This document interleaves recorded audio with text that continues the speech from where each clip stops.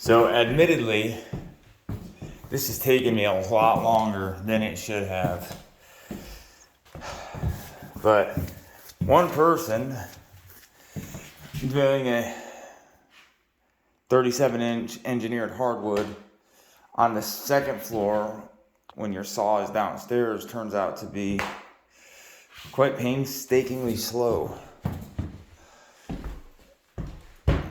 Yesterday, finally,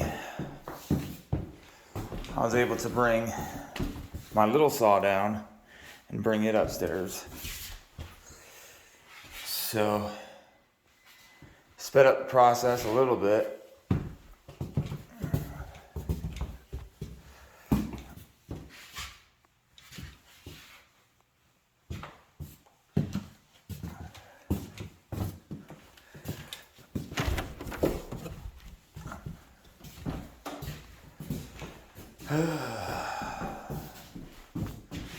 Getting there.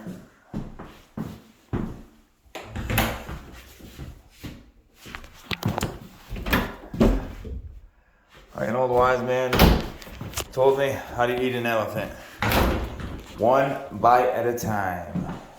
All right.